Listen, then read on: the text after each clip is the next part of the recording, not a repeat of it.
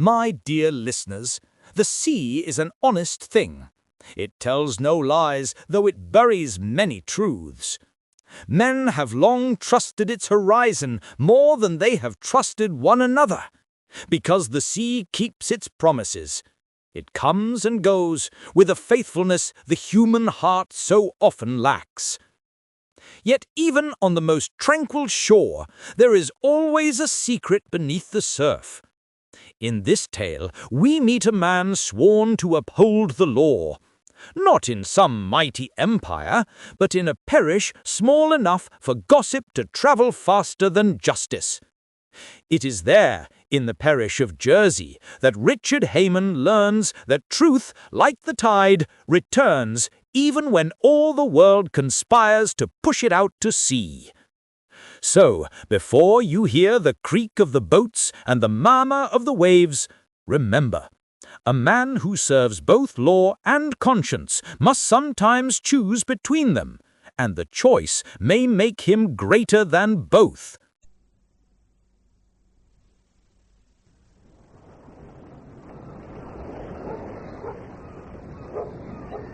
Well, go on, fetch it then. Find it, Raja.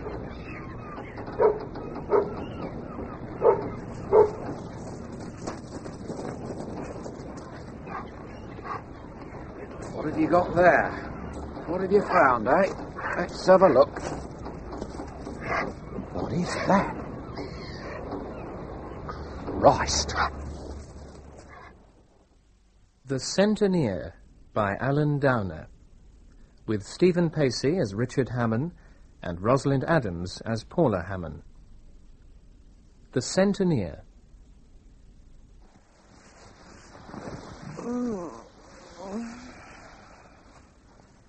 Hello.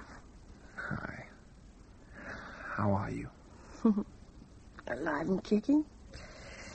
That is, I'm alive and it's kicking. He. Heathen. And his name's Martin, and he's Going to follow in his father's footsteps and be the youngest centenier ever. Got it in one. Oh, Richard. Hey, it's gone 7. So what? I said I'd make you some breakfast.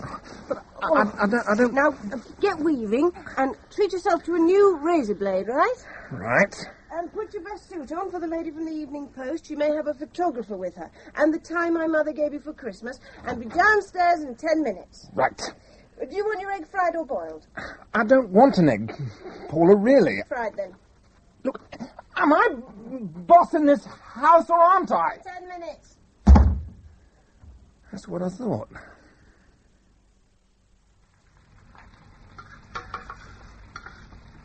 It's ready, darling. I'm here.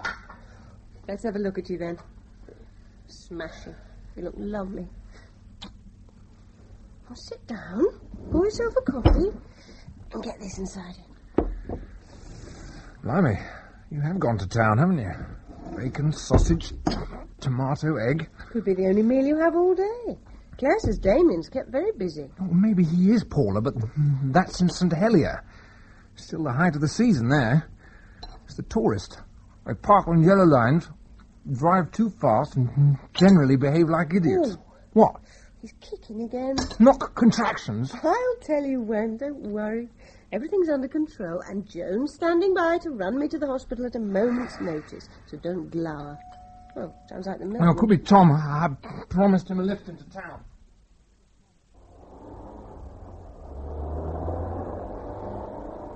This is very decent of you, Richard. Not at all. Thing was, Joan wanted the car in case the balloon goes up. I suppose that's one way of putting it. Well, you know what I mean. I say, Paula's looking in fine form. She's bossy. Oh, all women are that, old boy. You know, I spent the whole weekend papering the baby's bedroom. We'd agreed not to bother, but Saturday morning, up drives this van with 9 rolls of Snoopy wallpaper, paste and brushes, and all the accessories she'd ordered by phone on Friday. Well, never a word to me. Nesting instinct. Yeah, well, let's hope it'll soon wear off. Need all my spare energy for the shop. Of course, it's your silly season just now, isn't it? Yeah, from the moment we open our doors in the morning, the place is a seething mass of bargain-hunting females. I'm flaked out by closing time. Still, We're into September now, thank God. So things will be back to normal soon. That's true. How was your weekend, Tom? What? I messed about in the garden, mostly. The charity garden party's being held at our place this year, worse luck. And, of course, Joan insists everything's got to be just so. You'll probably enjoy it. Oh, I shall do a quick disappearing act, old boy, given half a chance. Get off down to the Kerry Ann. Can't stand all those loud-mouthed, limp-wristed young men from the theatre and nightclubs. I mean, this year's guest of honour, what's his name? Leading man from the Opera House. Tony Baxter. That's the one. Or is he limp-wristed? He's a soak, with a very large chip on his shoulder. Awful man. Met him at the first night party. Had to show the flag. Joan insisted, being on the management committee. But he's more unpleasant off stage than he is on it, if such a thing were possible. I gather he's filling the theatre. Yes, with a play about a man who's planning to have a sex change operation called Anything Goes. You didn't get out on the boat then? Yesterday. For a while. Thought you might have. It was such a beautiful day. I wished I was with you once or twice as I battled with that wallpaper. Hello, here's the traffic. Yeah, nose to tail. With any luck, I'm going to be late. Hey, mister, is this real leather? It's calf skin, madam. Oh, it's a hell of a price. Mr. Hamon, you're wanted on the telephone. Oh, thank you, Christine.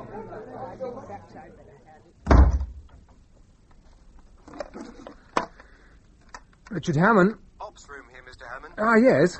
Got you down as duty centenier for St. John this week, sir. Yes, that's right. Well, sorry to have to throw this one at you on a Monday morning, sir, but somebody's found a body at Bon Nuit Bay.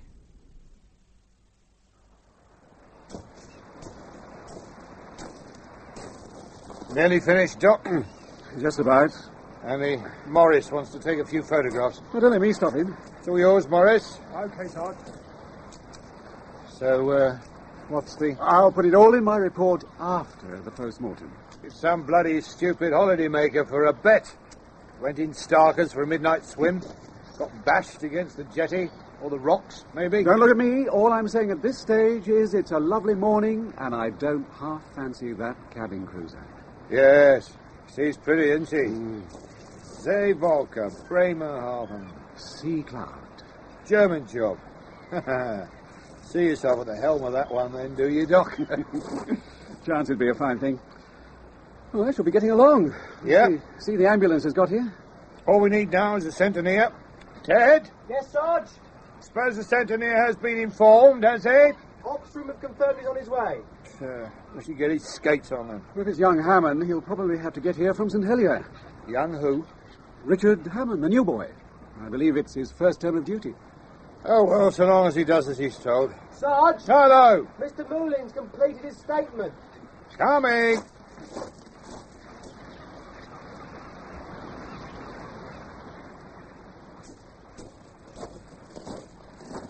Right, now then.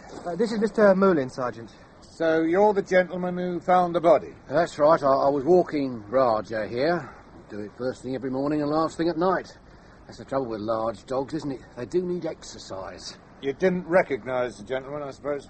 No, I didn't look all that closely, but no. Gentleman's eager to get off to work, sir, if we finish with him. Then that'll be all for now, Mr. Moulin. Thank you very much for your cooperation. You're more than welcome. Come along, Raja. Listen, Ted. Sarge? Take a butcher's along the beach, will you? Assuming our friend was out for a moonlight frolic, he should have some clothing somewhere. Okay? Trolley? What? Here comes your Centenier. Bloody hell. How old is he? Richard's all right. Looks 18, and he's wearing his best suit. You go easy on him. He's a good lad. Morning, Richard. Morning, Doc. Come and meet Charlie Leclerc. Charlie, this is Richard Hamon. Morning, Sergeant. Sorry I'm a bit late. Traffic. I understand we have a dead body on our hands. Over there. How much do we know? Not a lot. Male, I'd say in his early 30s. Excellent physique. Bollock naked. Quite severe wounds to the back of the head. Cause of death? Doc doesn't want to commit himself. Could be that, could be drowning. He'd been in the water. What about foul play? Not ruling it out. More suicide. But for my money, it's a midnight swim that went wrong. wave caught him, bashed him against the jetty wall, curtains. Identification? Nothing so far. Sarge? Looks like we're in business.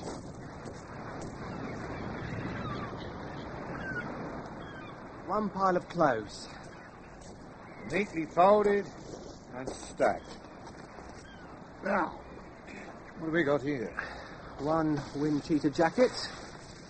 Fancy going through the pockets for us, Mr.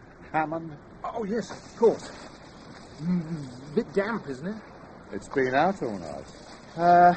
One yellow T-shirt, one pair of briefs, one pair of slacks. All right, give me a... One pair of sandals, one yellow sock. Only the one? That's all. You sure? Well, unless it's in one of his pockets. It's not in his jacket. And it's not in his slacks. Ted? Yeah, I know.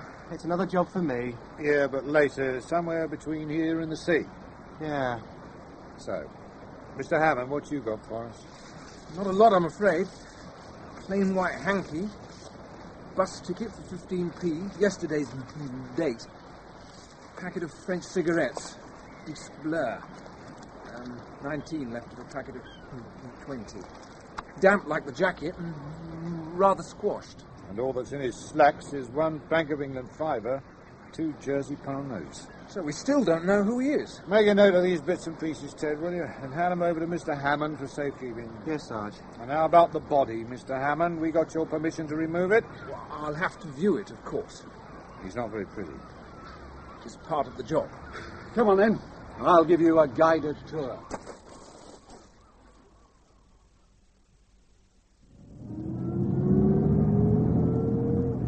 Well, Mr. Hamon, how are you feeling now?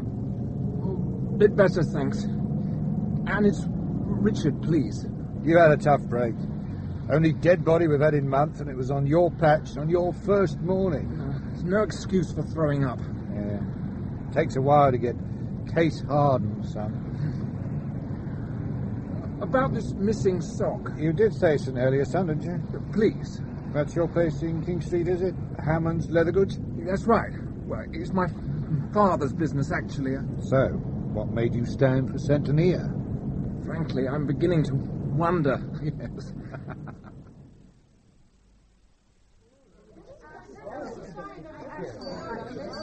There you are, Mr. Hamon.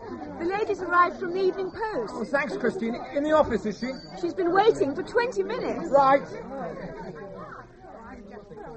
So sorry to have kept you waiting. I've been out on a case. Ah. Someone found dead at Nuit Bay. How exciting. Well. Anyway, Miss, Matthews. Rosemary Matthews. Oh. And I'm new to Jersey, so, you know, you'll probably have to bear with me a bit. Now, let's see if I can read my own shorthand. You are the youngest ever centenier in the history of the island. The youngest on record, anyway. And how old are you? 28. You have to be over 20 and under 67. Uh-huh. Most candidates tend to be in their 40s and 50s. Candidates? You have to be elected. Fascinating. Who by? The voters in your parish. In my case, the parish of St. John. I see. Isn't that a tiny bit dodgy? What? Letting people elect their own police force. That's what it amounts to, isn't it? I mean, if you knew someone had voted for you, say, and they got into trouble, mightn't you be tempted to turn a blind eye? I don't think so.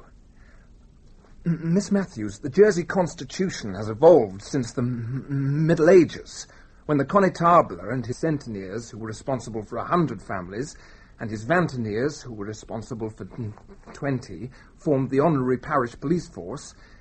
They were a safeguard of the rights of the individual citizen, a curb against the power of the seigneurs. That's our function still. And what you do now is you help the police? Well, you could put it that way, yes. How would you put it? We work together. In some ways, the states of Jersey police sort of defer to us. In what way?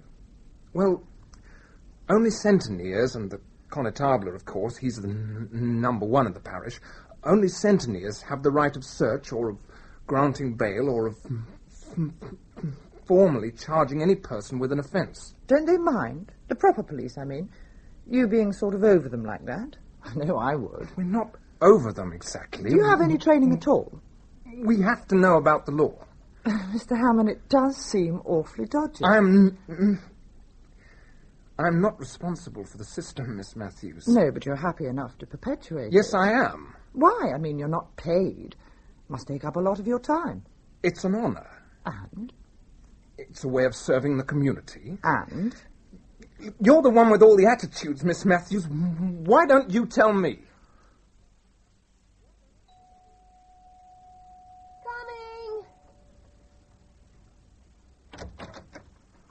Joan, thought it might be you. Just keeping an eye on my charge. Come in. Well, just for a moment. I take it nothing started. Not a twinge. Come on through. Like some coffee? Yes, please.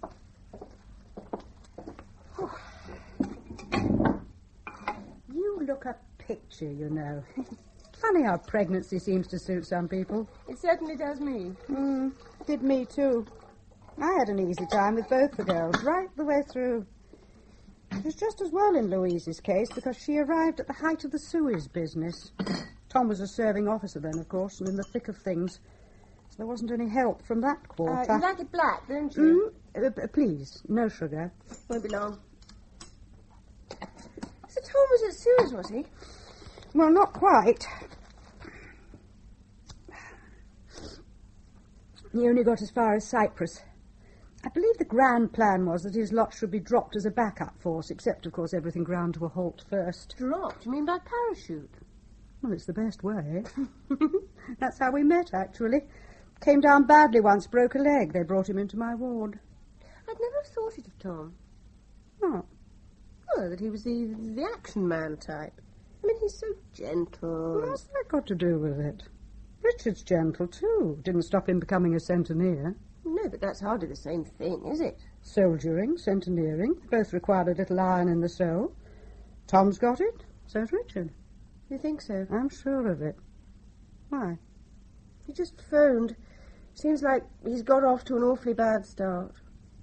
In what way? Well, this is confidential, just for a moment. But they found a body down on the beach, and Richard took one look and promptly threw up. A dead body? At Bonwee? That's right, a young man. But, Paula, how dreadful. Was it an accident? It's too early to say for sure. Ooh, that sent shivers right down my spine. Well, it is a bit close to home, isn't it? Have they identified the body? Not yet, no. But Richard says somebody's bound to come forward. So, ladies, you want to report a missing person? Yes, that's right. So, who's going to start? I will. I'm Mary Lynn, Deputy Stage Manager at the Opera House. Oh, yes? And this is Liz Baxter, one of my ASMs. Her father is Tony Baxter, the star of our show. Ah. Your father's a very funny man, Miss Baxter. Thank you, Sergeant. I'll tell him you said so. Yes. Anyway, about our company manager... His name's Bruce Welland. He failed to put in an appearance at the theatre And he this didn't morning. go home to his digs last night. I rang his landlady. Miss Baxter here is concerned that something may have happened to him. Yes, I see.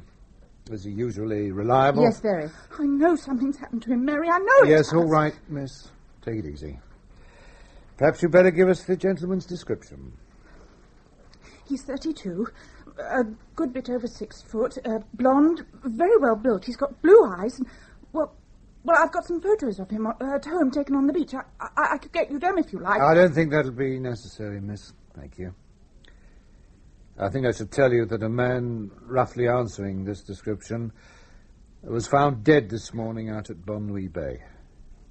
Oh, God. That's not to say it is Mr. Welland, of course.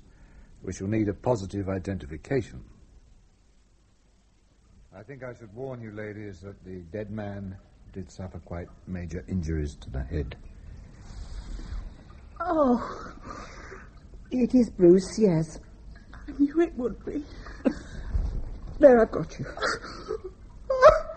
Come on, Liz. He did love me, I know he Yes, of course.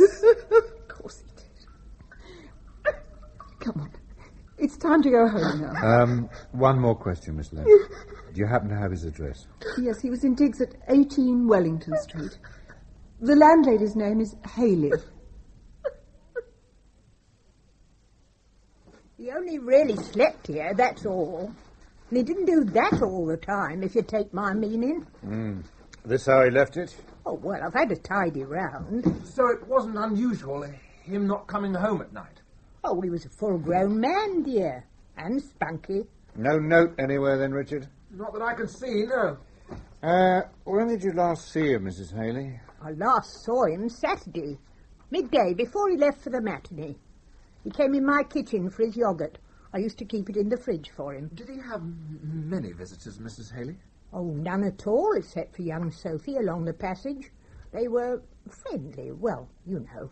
Sophie? Sophie Lyons works nights as an usherette at the theatre. It was her got him in here, in fact. Seems he wasn't happy where he was before. What about phone calls? Only from the theatre. Couldn't help overhearing. He took 'em in the hall. Right, well then, thank you, Mrs. Haley. You've been very helpful. Happy to oblige, dear, I'm sure. Yeah. Is it all right if I finish off his yoghurts? Well, they'll only go funny, won't they?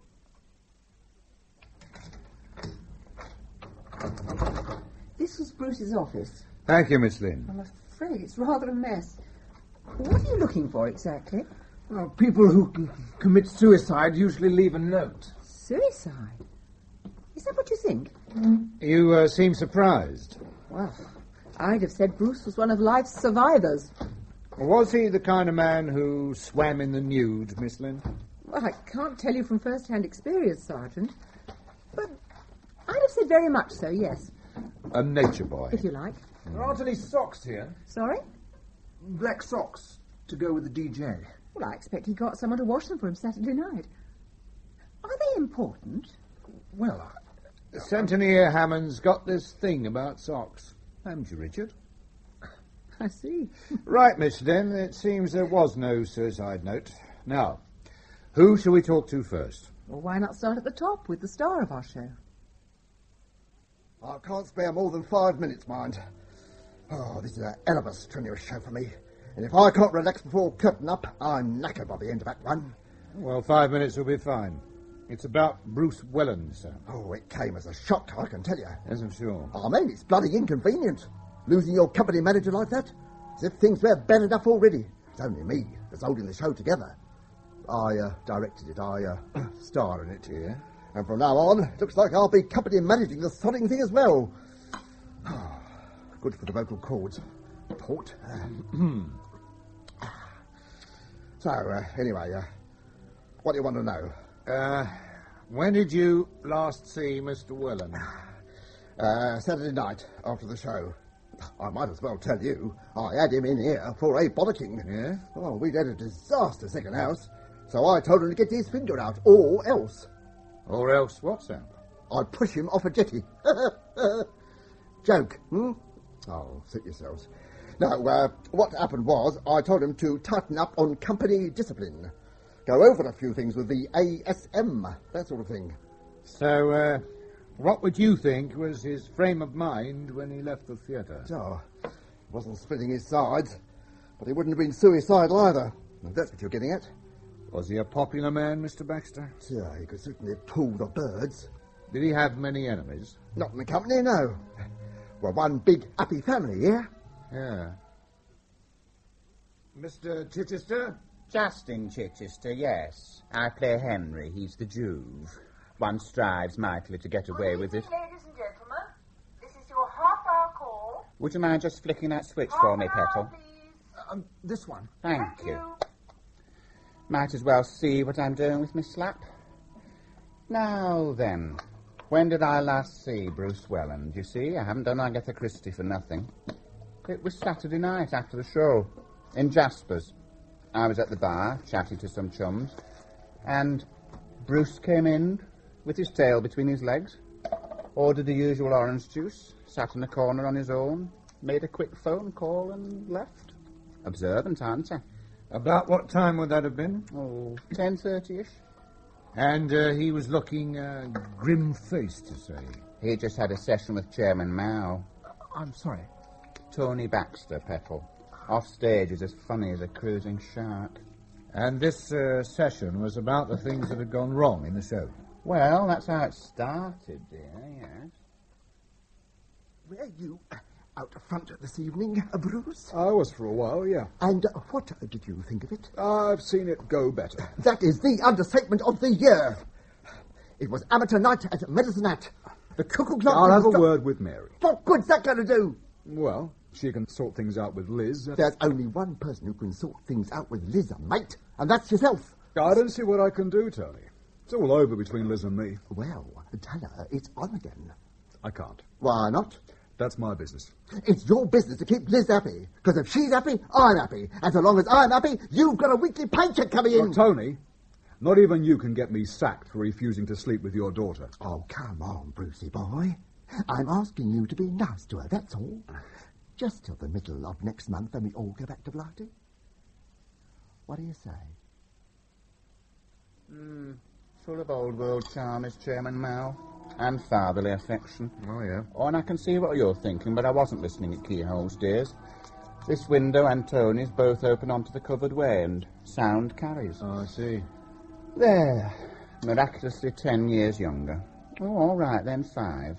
Now then, next question. Yes, how well... How well did I know Bruce Welland? Oh, as well as the next man, I suppose. Perhaps a little better. We shared a tiny bijou flatette together at the start of the season. Yeah. Accommodation in Jersey's hard to find, you know. But Bruce took to bringing Liz back with him all the time, and though I'm no prude, God knows, it got so I was afraid to go in the front door, so I asked him to leave. And he went. Moved into a bedsit in St. Sadie's, where the landlady wasn't so fussy. I'm Julia Whitney, Mr. Baxter's leading lady. Sergeant Leclerc, Centenier Hamon. How do you do? Hello. Oh, do sit down. I expect you're wondering why I sent for you. Well, yes?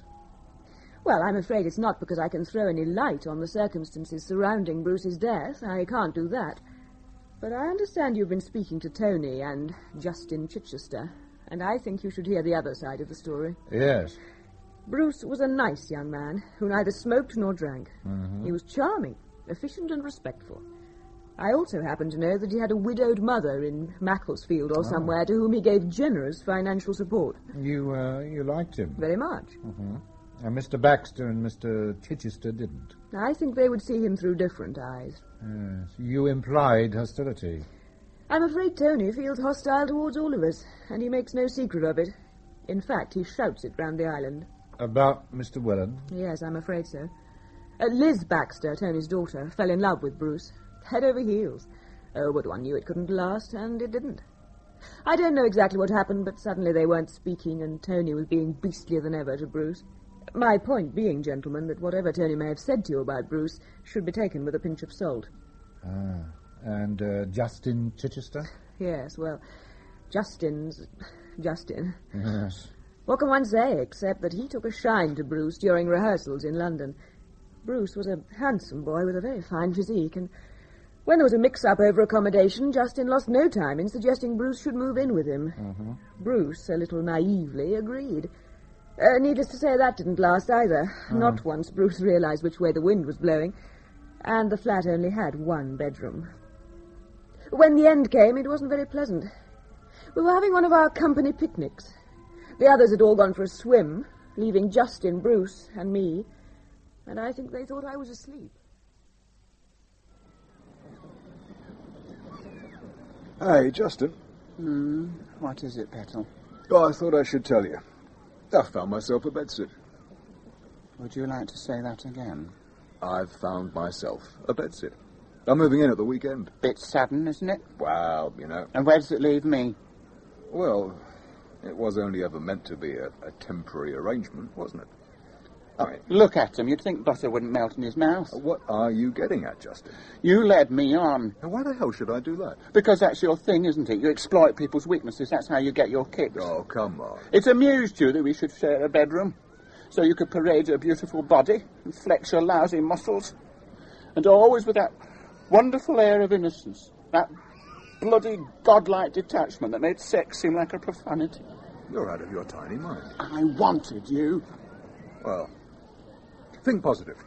With me out of the way, the field will be wide open to you. Oh, get lost. You'll soon find yourself a few chums a bit more obliging than I am. The island's full of them. Look, Justin, everybody backs a loser sometimes. You just take things too much to heart. At least I've got a heart. I'm going for a swim. Oh, teeth. I'm afraid I heard all that, darling. Oh, hi, Julia. Where the heck did he get the idea that I'm bent? Wishful thinking, probably. I should forget about it. Justin is just a very sad little queen. And that's how it was, gentlemen. I see. And Justin never forgave him. I don't know what he may have told you about Bruce, but if I were you, I wouldn't believe a word of it. 5, 10, 15, 16, 17, 18, 19... Miss 20. Lyons? Oh, go away. Can't you see I'm counting? Detective Sergeant Leclerc, Miss, States of Jersey Police. And this is Centenier Hamon. How do you do? Hi. We'd like to ask you some questions. Yeah, well, don't be too long. I haven't totted up my programme money yet, and I've got to get the ice cream ready by the interval. I understand you were friendly with Mr. Welland. Oh, we shared the same digs. And when did you last see him? Yesterday morning, and before that I saw him Saturday night. Could you give us a few details? Sure. Saturday night I was passing Jasper's on my way to the multi-story, and out he came. Mm-hmm. Said, could I give him a lift home? I said, yes. Well, I was going straight to a party, but God, he looked so awful, I didn't have the heart to say no. How do you mean, awful? Well, washed out. Oh, I see, yes. When we got home, he looked so poorly, I said, had he got the flu or something? He said he hadn't, and went into his own room. Well, I did it for a minute, and then I went in after him. He'd already started undressing. Oh, no. I'm okay, Sophie. Really. Well, you don't look it. Oh, look, I'll be fine. As soon as I can get into bed and have a kip. Well, I'll stop if you like. Oh, there's no need. No, it's just been one of those days, that's all. I know what you mean. I have them all the time. Whatever I do at the moment seems to come out all wrong. Oh, God, you're beautiful. Definitely not tonight, Josephine. I just snuggled in beside You've got a party to go to. I'll be all right. Go on. Well, I'll tuck you in then. Well, there's no harm in that, is there? Thanks, Sophie. Any time. Sleep tight. Yeah. So I picked up his clothes and put them over the chair, and I tiptoed off to my party. How would you describe your relationship with Bruce Welland? Well, who wants to sleep alone? You say you saw him again yesterday? Yeah. I was just leaving the digs when Bruce came out. Large as life and twice as handsome. I said, you've got a date, haven't you? He gave a little wink. Yeah. And drove him into town and dropped him off here at the theatre. Do you remember how he was dressed? Let me think. Yeah, wind-sheeted jacket, yellow T-shirt, and slacks. Socks. Blimey, all right. I've got no idea. Is it important? We'd like to explore all avenues. Oh. About this date, Miss Lyons, you've no idea who he was seeing or where? Oh, I haven't a clue. All I know is, he was happy. Yeah. Now, is that it? For the moment, I think, yes. Right, back to my sums then. I hope you balance. What, and change the habit of a lifetime? Come off it. I start getting it right now, they think I've been on the fiddle.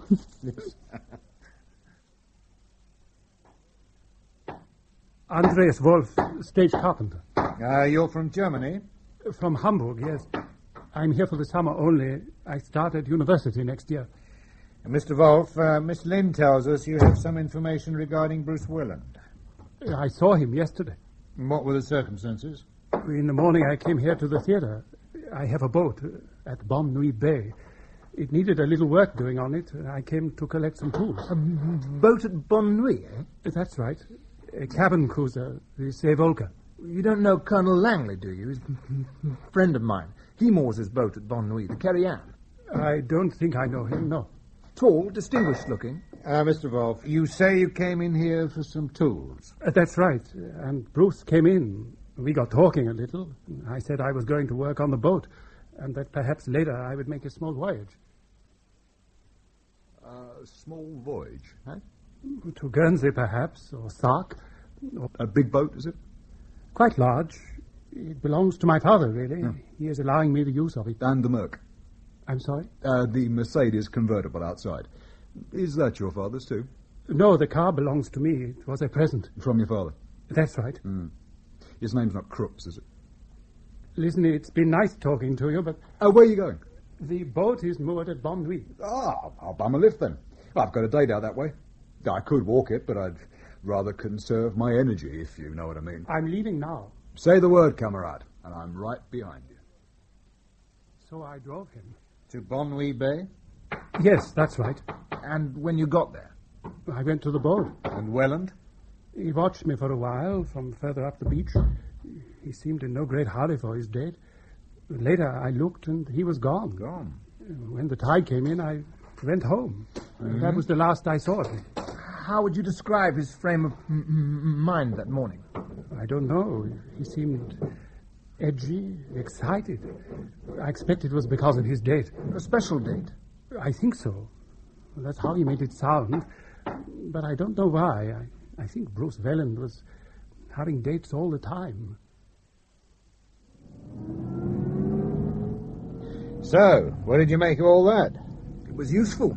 At least now we know a bit more about the dead man. Yeah, you mean like he was a randy fitness freak who sent money home to his mother? We know he was a non-smoker. So?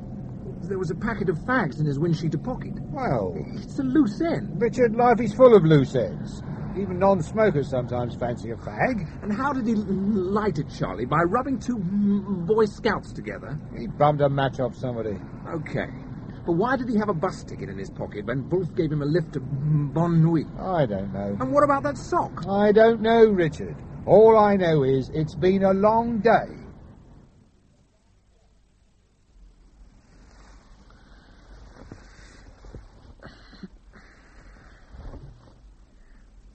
Paula,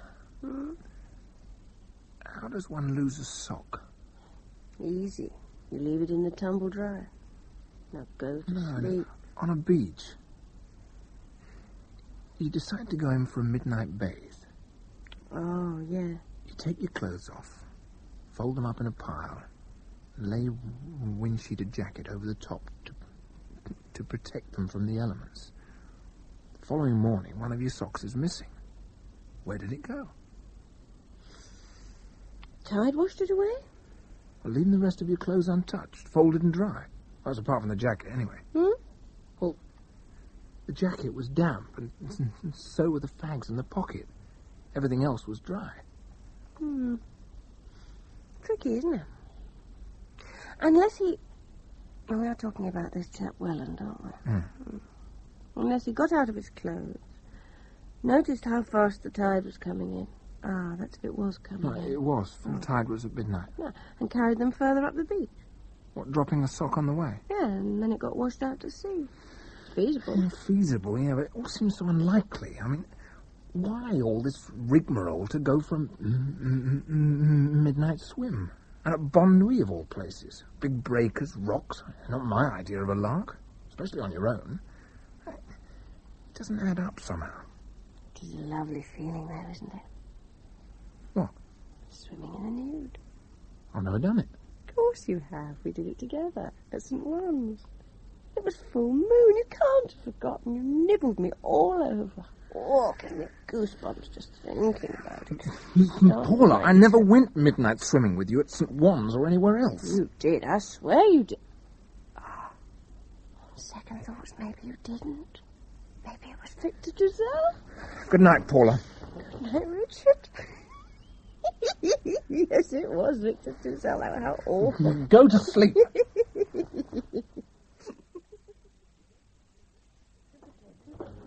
Thanks for coming over so promptly, Richard. It's better than trying to sell handbags to a horde of howling women. Yes, I believe you. This way. Where are we going, Charlie? Inspector Voisin's office. Case has been referred to him. Moving up in the world, are we? Yes. Here we are. It's me, Gov. Oh, yes, Charlie. Come on in.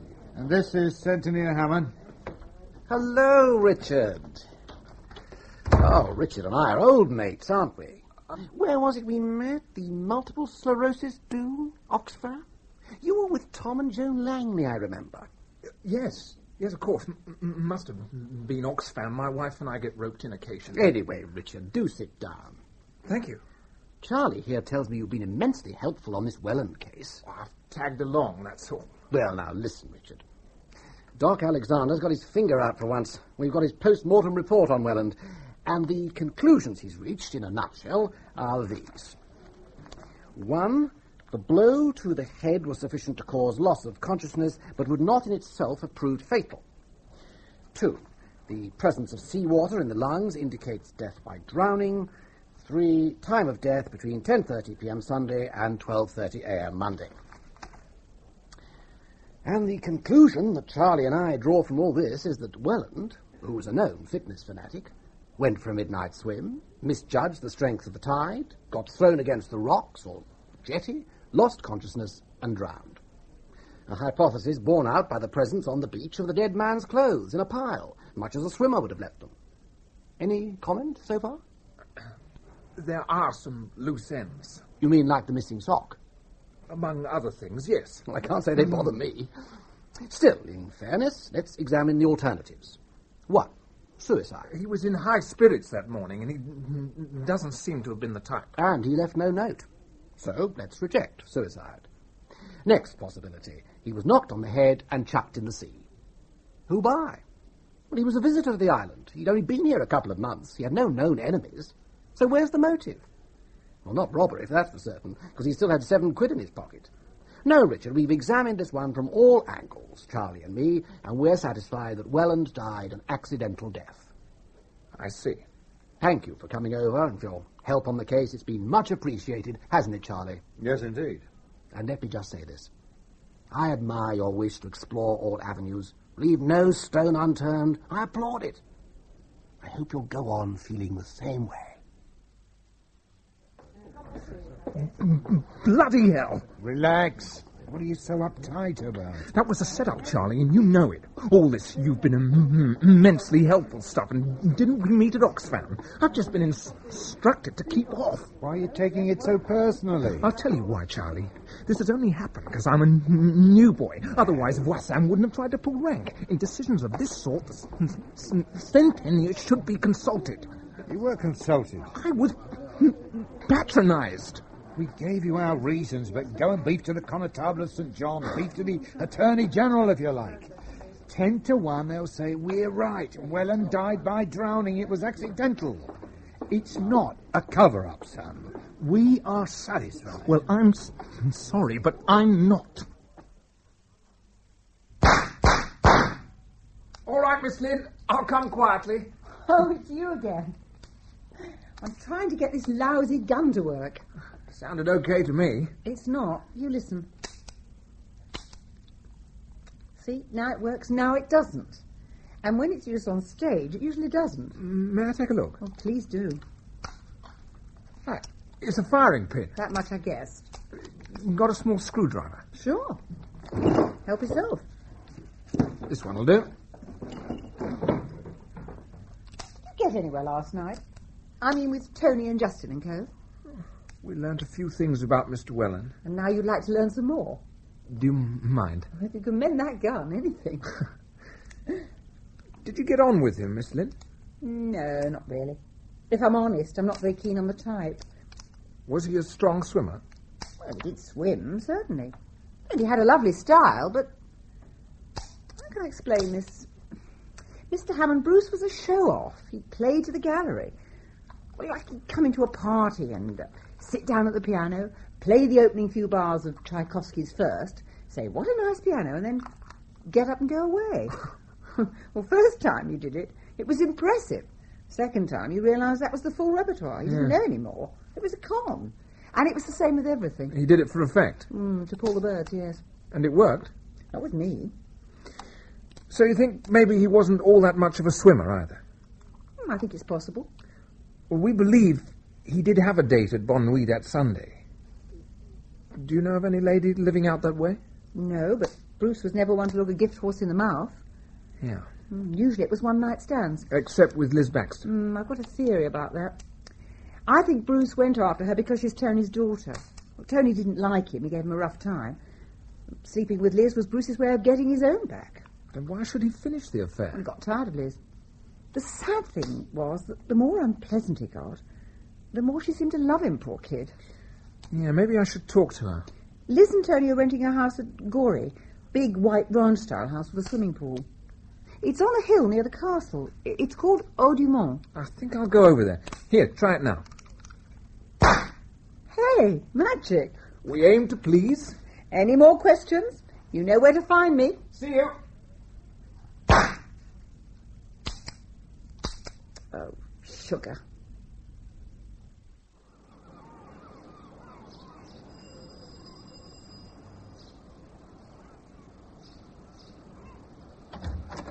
Morning, Mr. Baxter. Oh, good.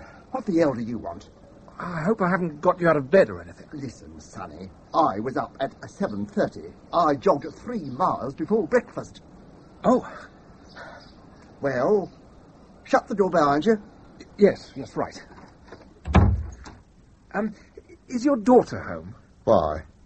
I'd like to ask her some questions. What about? Her friendship with Bruce Welland. My daughter's friendship with Welland was over. All the same. It took her up, this business. She's, it's kind of knocked her sideways. You know.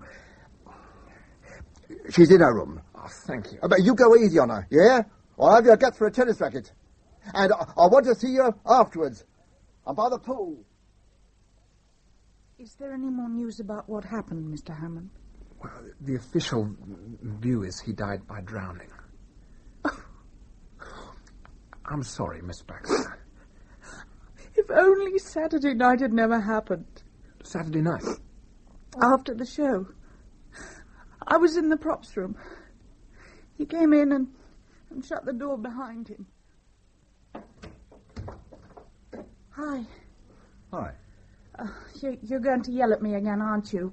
Because of the cock-up in the second act. No. Oh, hell, does everybody think I do it on purpose? I don't. I just can't think straight, that's all. I just can't. Oh, I mean, what did I do to you, Bruce?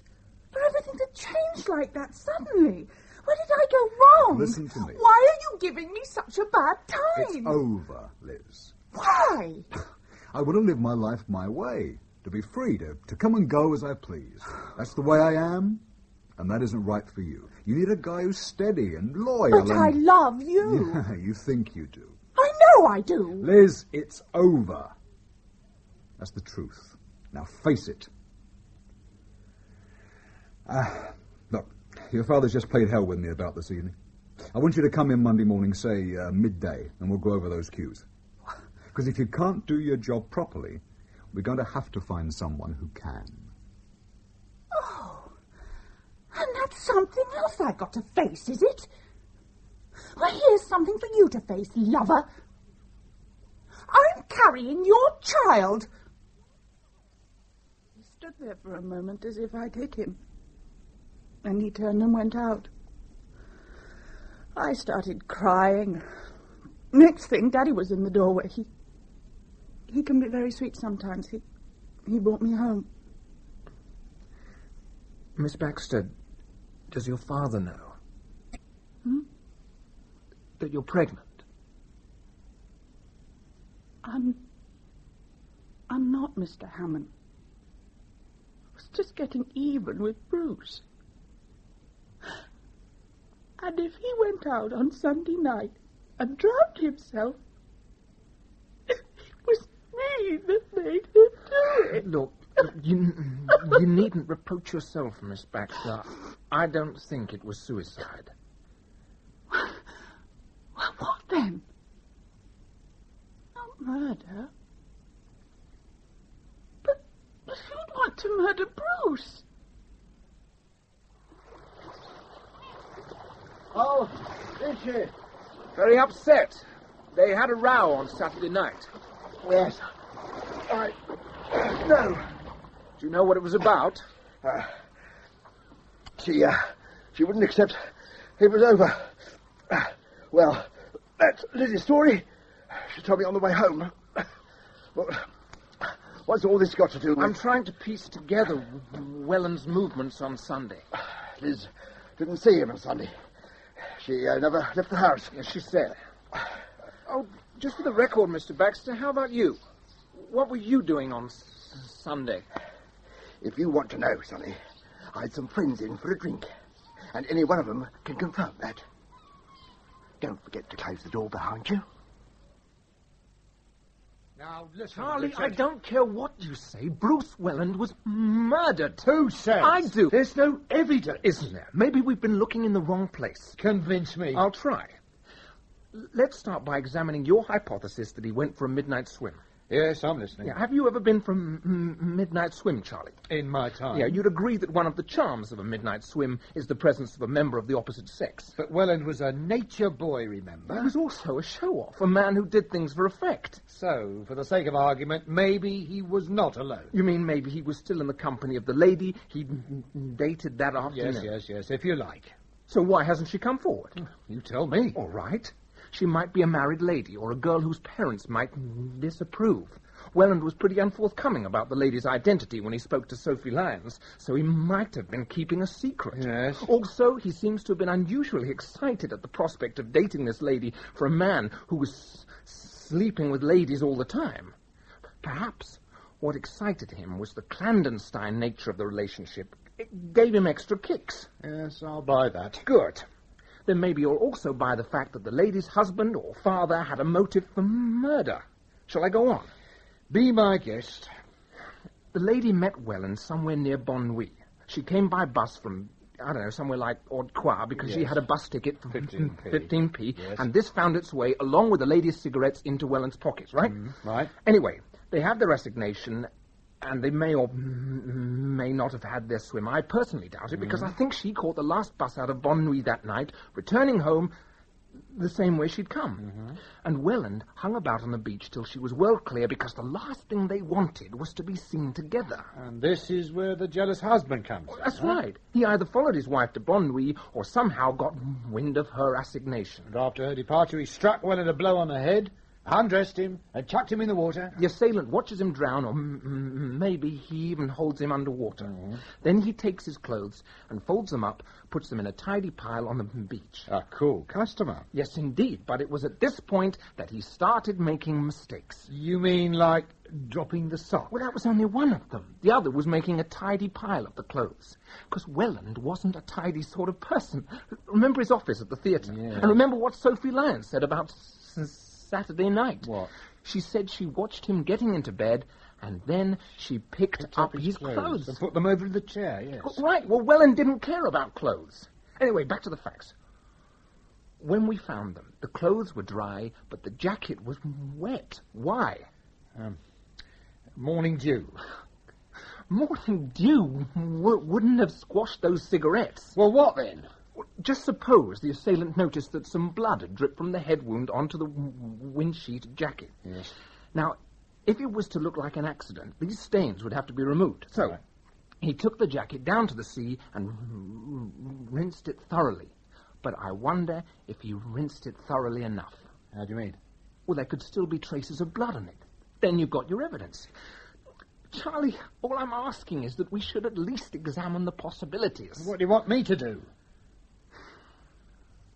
I don't know, pull a string or two and get some forensic tests done on the jacket. Well, on one condition. I give you my word. If there's no blood on the jacket, the case is closed. I'm on my way. And what about you? I've got to make a few more inquiries. Where? His digs first, then the theatre. Well, I'll give you a lift. Come on. What exactly is it you're looking for this time, Mr. Hamon? A diary of some sort. Desk diary, pocket diary. Any idea if you kept one? Sorry, I haven't. Do you mind if I look around? Well, who's to mind? It was Bruce's office. Want me to hang around, or would you rather be alone? I'd be grateful if you stayed. Okay.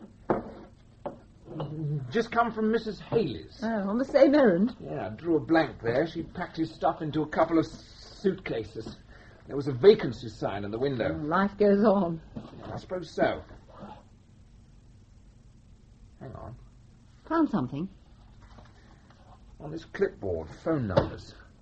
Do you know any of them? Let's have a look. That one's Tony's. That's Justin's, I think. I don't know this one offhand. I can easily find out, though, if you'd like me to. I just ring and see who answers. Oh. What's the matter? This one looks familiar. Mr. Hamon? Yes?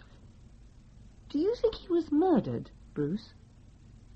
You do, don't you? Is one of these phone numbers... Does it belong to the person who killed him? Miss Lynn, what I'm trying to do, quite simply, is establish the identity of the woman Welland met at Bon Nuit on Sunday. If we can find out who she is, it'll make life a lot easier. We'll start with the one that looks familiar.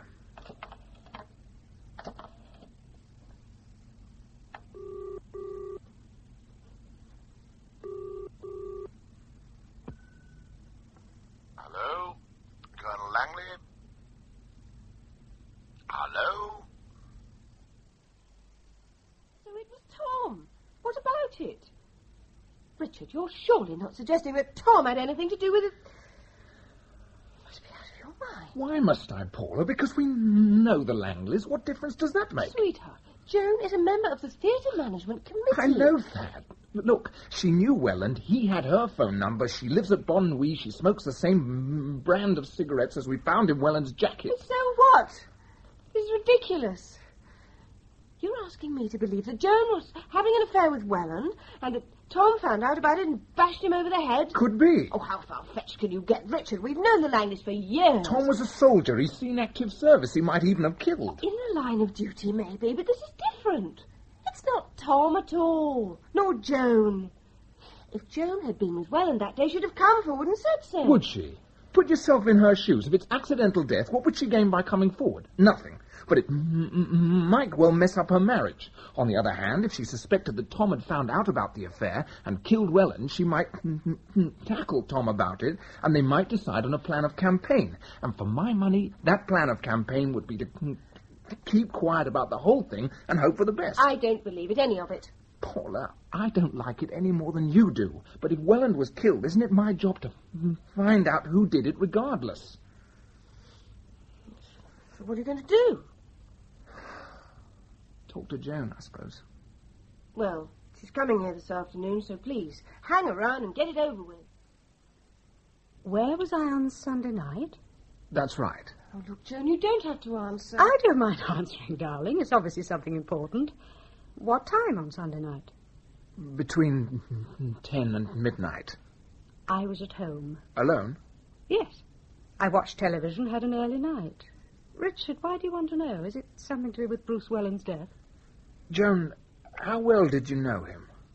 Oh, not well. We met through the theatre.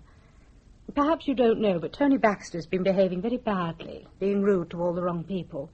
Once or twice he's gone to parties, got fighting drunk, and put people's backs up so badly I've had to get Bruce to collect him, take him home, sober him up. I was grateful. That's about as far as it went. He made a note of your phone number. He rang me Saturday night. Saturday night?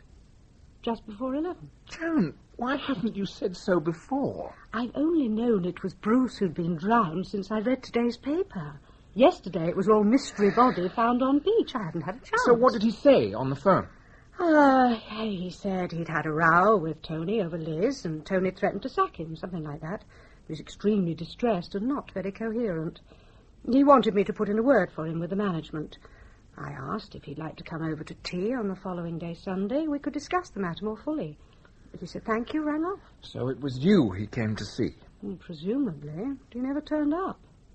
Didn't worry me unduly, you know theatre people. See, what did I tell you? Sorry, Joan, I had to ask. Nothing, of course you did. I'm rather impressed. I think if I'd been guilty, I'd have been shaking in my shoes. One question, though. Was it you who rang Tom before lunch and then hung up without speaking? I'm afraid it was. Why?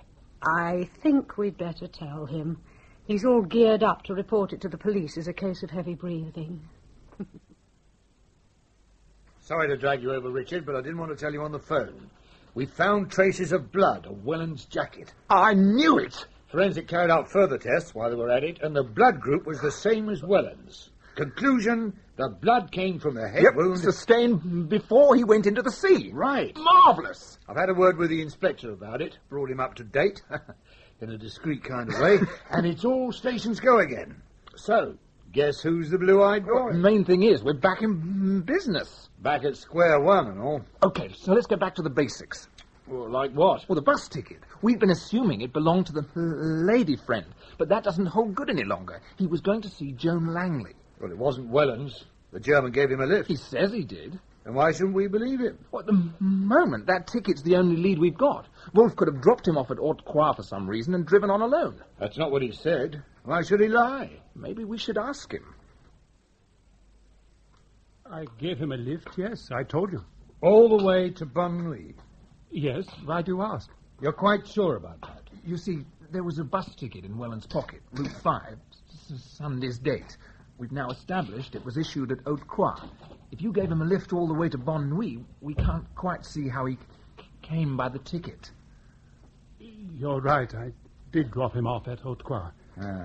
May we ask why? He was being somewhat unpleasant. In what way? About the German occupation of Jersey in the war. He seemed to think somehow it was my responsibility.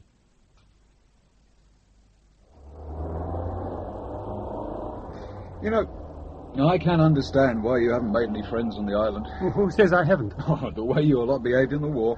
The war was a long time ago. People have long memories. I think you know. For instance, back in 1940, German planes machine-gunned the streets of St. Helier. No, I didn't. And did you know that people were sent to Germany and interned or put in concentration camps, and that a lot of them never came back? No, I didn't know that either. And in 1945, old people and kids died here of starvation. Have you seen the German military underground hospital here? No. Oh, you should. It's an eye-opener. It was never finished, but 14,000 tons of rock was shifted to clear a floor space of 270,000 cubic feet. Now, that was some project, a feat of engineering by any standards. But when you consider it was all done by slave labour, force-marched half across Europe and fed on a diet of gruel, well, they died, of course. A lot of them. And you are blaming me for this? Just reminding you, that's all, of how you came by this Merc and your cabin cruiser. Why are we stopping? Bruce, I am 20. I was born in 1961. My father was a boy in the war. He too knew starvation. He too grew up in an occupied country, and he hates no one because of this. And I hate no one, and I don't feel guilty, and I am not going to feel guilty because I had no part in any of it. Now, please get out of the car. Hey? You are entitled to your opinions, but I don't have to sit and listen to them. And I drove off. I was very angry. It was foolish of me, maybe, because I think that is what he wanted. It was his fun that I should lose my temper. What happened after that? It's as I told you before. I drove to Nuit. I parked the car at the approach to the jetty. I was working on my boat. I looked up, and there he was, sitting further up the beach. I went on working, and soon after, I looked up, and he had gone. And you didn't see him again? No. Shortly after this, as I have told you, I drove home. Mr. Wolf, why didn't you simply tell us the truth in the first place? When we spoke before, I understood Bruce's death to have been an accident. It seemed unkind and unnecessary to draw attention to defects in his character.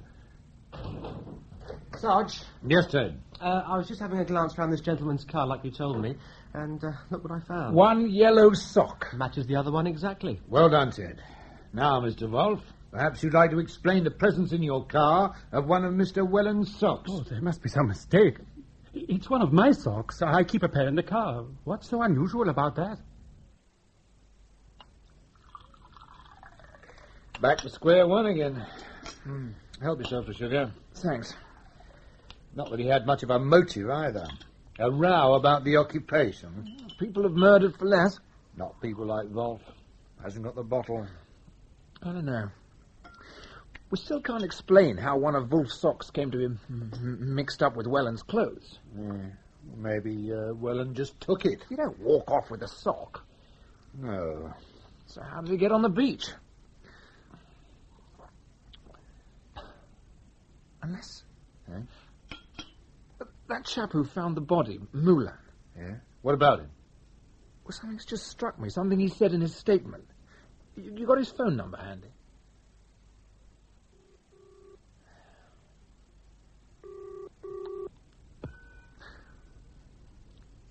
Aye? Mr. Mulan, Centenier Hamon here.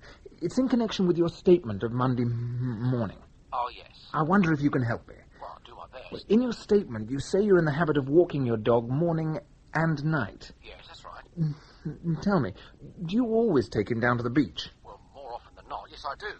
And did you do so on Sunday night? Yes, I did. And about what time would that have been? 11:30, maybe? About the time we believe the murder was committed. Mr. Mulan, did you see anybody around that night? Anybody at all? I don't think so. The place was usually pretty deserted at that time. Well, sometimes one comes across the odd courting couple, you know, but... just a second. Yes, there was something. Not suspicious or anything, but... Go on. Well, there was a car parked on the jetty. And as I passed, I got the impression there was somebody in it. I heard what sounded like a woman's voice. I assumed it was a necking session, something like that. You saw two people? I got the impression there were two. Is that helpful? Well, I suppose you don't remember anything about the car. Yes, I do now, come to think of it. It was a rather flash convertible job. White, with the hood up. Make? Well, I say it was a Mercedes. It had a D plate on it anyway, I remember that. Thanks, Mr. Mulan. I think we got him. In your statement, Mr. Wolf... Yes? In your statement, you say that on the day in question, you worked on your boat at Nuit Bay, and then after lunch you went home. Yes, that's right. About what time would that have been? 2:30, perhaps, or maybe a little earlier. And you drove straight home? Yes, I did.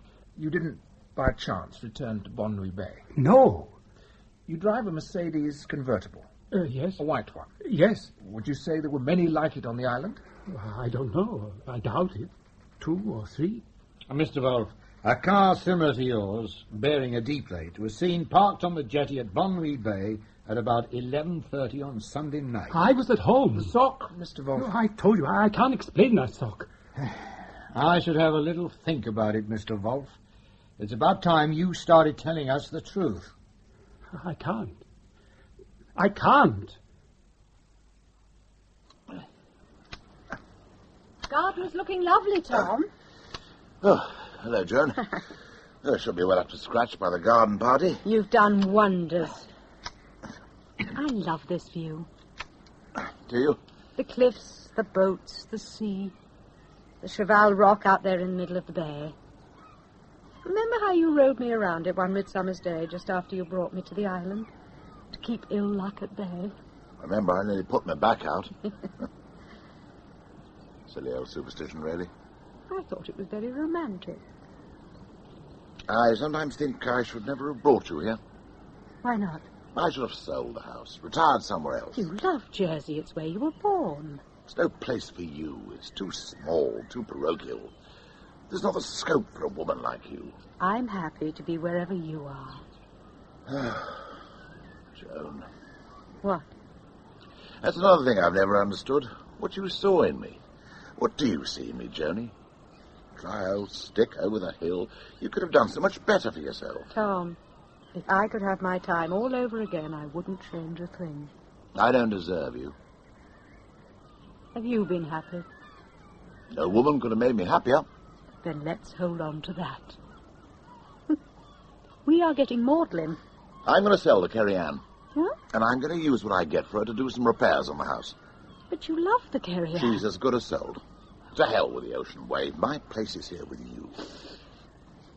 Yeah, come on, you're not crying, are you? Bit. Well, you mustn't. Oh, don't take any notice. I think what we both need is a stiff gin and tonic. We'll have it on the veranda. Tom? Yes? I've just come from Paula's. And? Richard was there.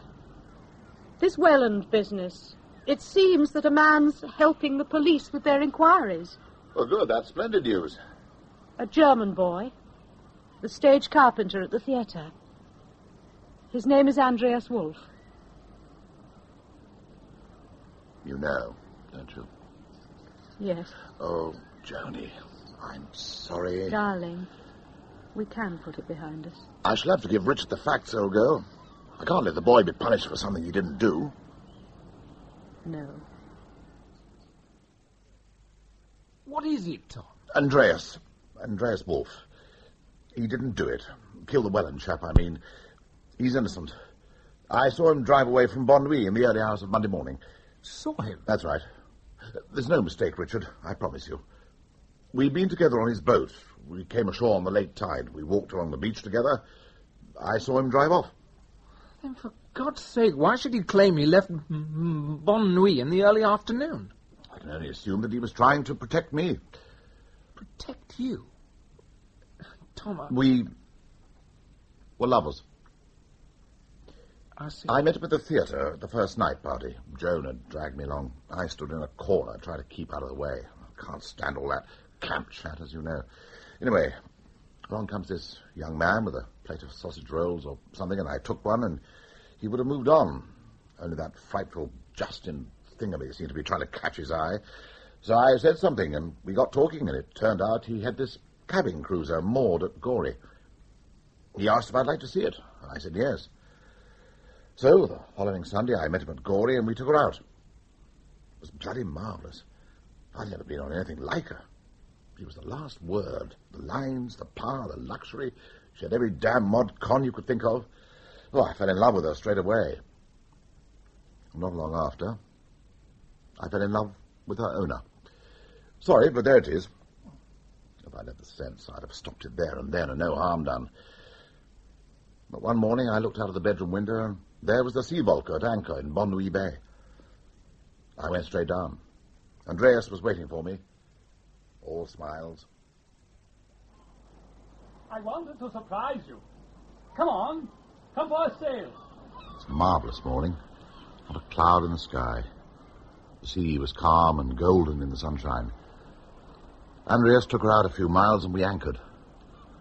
He stripped off and dived over the side. I watched him sport in the water like a dolphin. And then he disappeared, dived under and stayed under for what seemed ages. Christ, I thought he's never going to come up. I called him. Andreas! Andreas, for God's sake, Andreas! It was the first time I'd ever used his name. Christ, I thought, don't let him be drowned. Then, there he was again. Do you think I had drowned, Tom? Tom, are you all right? He came aboard. Are you all right? And I took him in my arms. Because, for a moment, it had seemed I'd lost him. It was a joke. I meant it as a joke. I'm sorry. We were discreet. Andreas took a permanent mooring at Bon Nuit, and 2 or 3 times a week he would take Sea Volker out, and I'd take out the Kerry Ann, and we'd anchor somewhere, and I'd go aboard. That's what we planned to do on Sunday. But I couldn't start the Kerry Ann's motor, so for once we thought we'd risk it and go out on the Sea Volker together on the afternoon tide. We didn't get back till after midnight. Why couldn't he have said all that? Hell, Tom, all he had to say was you'd been out on the boat with him. What's wrong with that? Fact is, though, he didn't. No. You're prepared to make a statement that you were together. I've got much choice. What about Joan? She knows. Seems she's known for some time. She's prepared to stand by me if it all comes out. I can't keep it under wraps, Tom. I realize that. The police will have to be informed. Yes. Well, I'll be on my way then. No fool like an old fool, is there?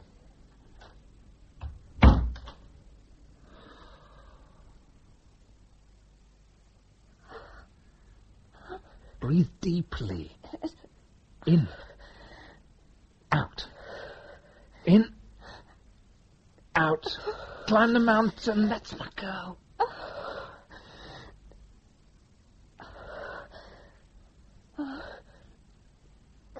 Oh, that's better. Yeah. Oh. They're coming regularly now and strong. Wish I could help. Oh, you're helping just being here, darling. What's the latest? Oh, we've released the German boy. And Tom?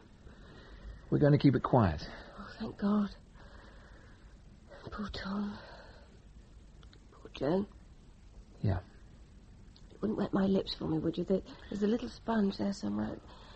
Joan thinks of everything. She was marvellous, you know. She practically carried me to the car.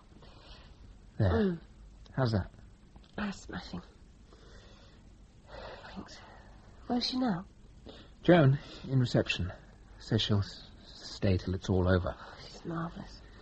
Yeah, I think she'd rather be here than at home with Tom just sitting there, refusing even to catch her eye.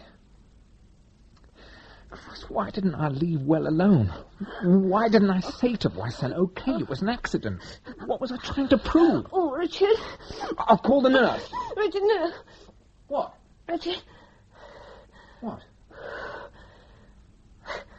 Never really cared much for Victor Touzel. He had the most awful acne.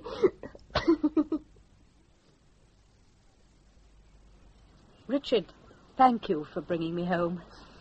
Thank you for everything. And congratulations on the son and heir. Yes. Would you like to wet the baby's head? Well, I'm sure Tom would be pleased to see you. It'll take him out of himself. Please. In that case, I'd be delighted. Fine. Tom, Richard's here. He's a father.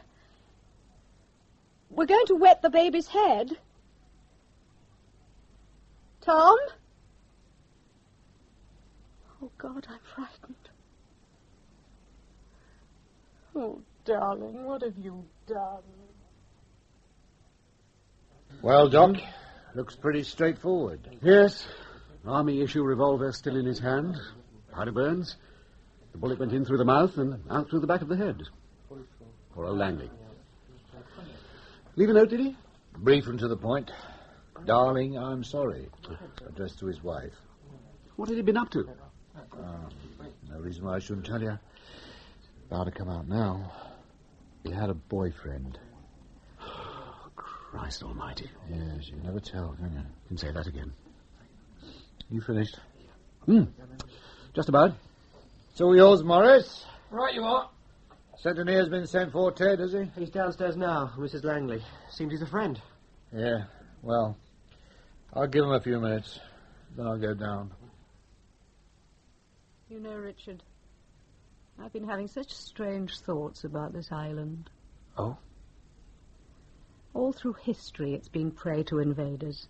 The Gauls, the Romans, the Normans, the Germans. And still they come. In summer. Hordes of them.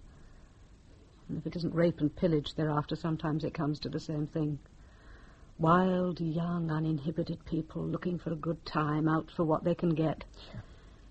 And in autumn they sail away again, caring nothing for the damage they've done and the upheavals they leave in their wake. Oh, you mean like Andreas Wolf? He wasn't the first, you know, with Tom. Last year it was Ian. He was doing a vac job. The year before it was Kevin, a locum vet. It was the same every summer. I learned to make the best of things and prayed that no one would find out. But this year, someone did. Bruce Welland. Yes. Bruce made a pass at me at the first night party. I was amused and a little flattered, but I told him not to be silly. Then Andreas happened. I was low and angry. I turned to Bruce for consolation. If Tom was having fun, why shouldn't I? We started meeting in secret. While he was with me, Bruce made me feel like the only woman in the world. As I told you, he rang me late on Saturday night. Asked to see me Sunday, said it was very urgent. I told him to wait on the beach, and when Tom left, I'd draw the bedroom curtains. Eh? We used that as a signal. We made love. He was more attentive than ever. He even brought me some cigarettes. There you go, Princess. Thank you. Beautiful lady. You are the most beautiful lady on the island, you know that. You've got class. I wanted you the first time I saw you. At that party. You were so cool, so together. Gorgeous. Bruce, I said, that one's for me. What's funny? I'm a middle-aged woman with a big bum and stretch marks. What are you after? I've got Liz Baxter pregnant. Oh, Bruce. She told me last night. It's her own stupid fault. But I'm not going to take any chances with her father. So, I need £250, like yesterday. I haven't got that kind of money. Oh, come on. We live off Tom's pension. Go on, ask him. He'll give it to you. Bruce, if you want to get an abortion for Liz Baxter, you can pay for it yourself. You're jealous, are you? Don't be ridiculous. Did you think you were the only one? Stop it. Please. Of course, I didn't think I was the only one. I know you better than that. I did think you cared something for me. What you're saying now makes everything seem sordid. I tell you what is sordid. Your other half and that German kid. Didn't you know? They're out there now. I was on the beach when they met, keeping well out of sight. But I saw them. They were so randy they could hardly wait. And what's the betting? They're at it now, like knives. I'd like you to go now. £250. Let's call it a fee for services rendered. No. Then I'll put it about. It's not going to do much for the Colonel's reputation, is it? Or you're standing on the island. I'll count to 3, and then I'll ring the police. I said you got style, didn't I? Listen, Joan. I've got to have that money. Now, why not be reasonable? If you won't go to the Colonel and ask for it, I'll have to ask for it myself. It's no problem. Think about it. I'll be down on the beach. You change your mind, just draw the curtain. So long. And he put the cigarettes back in his pocket with a little smile and left. I didn't know what to do. I sat there, numbed and shaking. Finally, I went down to the beach. I thought if I appealed to his better nature, offered to go and talk to Liz about the pregnancy, talk to Tony if necessary. But he was nowhere to be seen. Then I heard the sound of a car radio, and I saw him sitting in Andreas' Mercedes, parked on the jetty with the hood back. I went over. Now that I saw him again, I felt cold and angry. I felt my foot bump against a large stone that someone had brought up from the beach. I stooped to pick it up. It felt heavy in my hand. I stole up behind him and...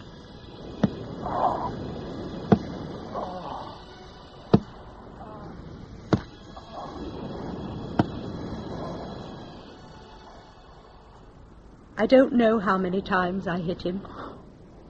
But when I finally came to my senses, he was slumped there in the back seat. I instinctively checked his pulse. He was still alive. I formed my plan. All I needed was a few minutes. I closed the hood of the car and got in. I was lucky. A moment later, someone passed, a man with a dog. I pretended to be talking. Joan! Please. I want you to hear everything. I undressed him in the car and dragged him down to the beach. Mercifully, it wasn't far. The tide was full in. But by the time I got him to the water's edge, he was beginning to come round. He opened his eyes and looked at me. And then he tried to say something. I pushed his head under the water and held it there. God. It was my life I was fighting for. My life with Tom. My happiness. The man with the dog passed again, but quite a distance away. By this time I was sure Bruce was dead, so I went back to the car and collected his clothes together. There were some bloodstains on the jacket. I washed them out in the sea. Then I put the clothes in a pile, as I would have done for a patient. Nearly over now. I felt a sense of elation. Then I found this one sock. Where was the other? Could it still be in the car? I decided to go back for it. And then I heard the engine of the Sea Rock, the sound of an anchor train, Tom's voice. They were back. He and Andreas were back. In a few moments they'd be rowing ashore. I had to get home. But I couldn't think what to do with the sock. I should have taken it with me, of course, and burned it or buried it, but I didn't. One rotten sock. Come in, Sergeant. Your timing's perfect. I've admitted killing Bruce Welland. Now, may we please get the formalities over?